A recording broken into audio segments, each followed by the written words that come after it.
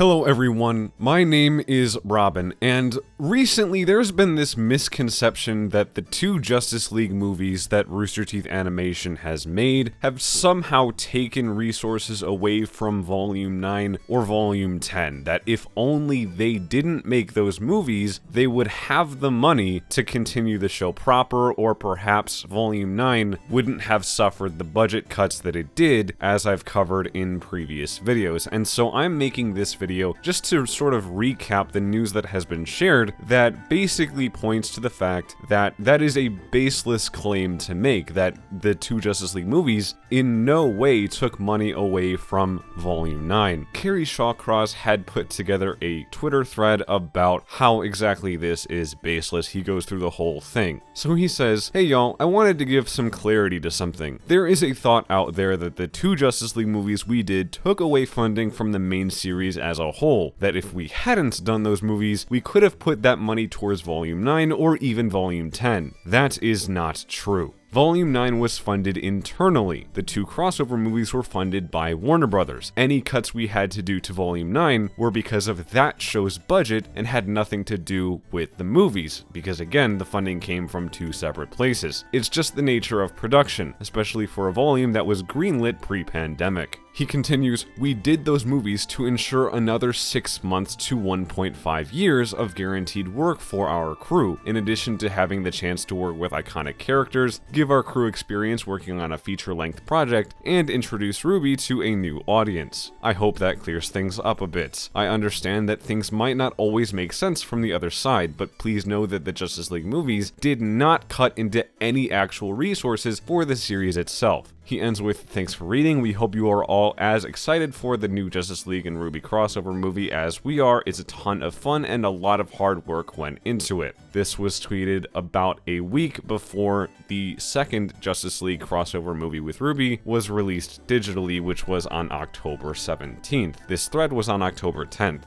And so that is the main thing that was shared. That is the main piece of news, and it is really just to emphasize the fact that the two Justice League movies were mostly greenlit, mostly made because they wanted to give the crew another about a year of guaranteed work, is how much time it ended up being. The crew was signed on for a whole nother year that they wouldn't have otherwise been given. And obviously it is incredibly unfortunate that they had contract work to begin with, especially when many of the people working in the crew at one point were full-time employees and weren't based on contract. I'm not trying to defend that, I am just trying to explain the reality of the situation, that the two movies did give them another year of time to try and look for other industry jobs. That all being said, though, other members of the crew have sort of chimed in on the situation, further explaining it and sort of just giving their own 2 cents, and I do want to share those here. Aaron Trochet had said, "For the last time, the movies are not responsible for the budget cuts to Volume 9, their budgets were separate. You don't have to like the movies, but do not blame them for that which they did not cause." Right? And I'll say that too. I don't really care for the two movies. They're nice to look at, I'll own them, I'll watch them, but I'm obviously nowhere near as interested in a story that has no bearing on the main plot of the show than one that would have bearing on the main plot of the show. So I like the movies to an extent, but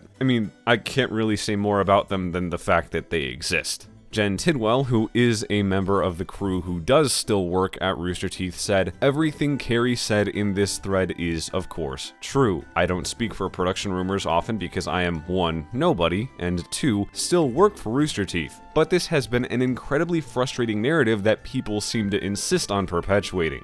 And so I'm kind of just throwing this video together because I have seen this sentiment over time in my YouTube comments and in other places online in the past, and I hope that at the very least this can help people understand that I know that people want to be able to point to some kind of scapegoat. They want to be able to point to the movies and say that is what caused whatever production issues, or if they weren't making those movies and they were able to get the return on investment for Volume 9 a lot sooner, then, you know, they wouldn't be here they would still be working as a production. That's another thing, like, Volume 9 has come and gone, and Volume 10 isn't greenlit yet. Like, I can guarantee you that they're not working on RWBY Volume 10 behind the scenes more than Carrie and Eddie can as the two writers who are still employed. Like, nothing about these movies actually even hindered Volume 9's progress. And I know that that's really weird to hear, especially for people who aren't part of the production, don't really know how productions or budgets work, and they want to have something that they can point to and say, that is the issue. But unfortunately, unless we're a part of Volume 9's production, unless you have that insider knowledge, I think at this point it's relatively unlikely that we'll ever know about what caused Volume 9's issues or what have you, unless we're like years down the line and RWBY is over and it's not really something that the production feels like they want to keep hidden anymore. Like, I don't know if we'll really ever get that information, but I just wanted to put this video together to help people understand that, hopefully at least a little bit more. That all being said, like and subscribe for Volume 10 news. If it does ever happen, I will make a video on it, and I do think that it eventually will happen because, I mean, Red vs. Blue got another season after quite a bit of a hiatus. I think that, you know, at some point in the future, they'll probably find some way to make Volume 10 happen. But that all being said, I'll see you next time. I'm Robin Rising. Have a good one.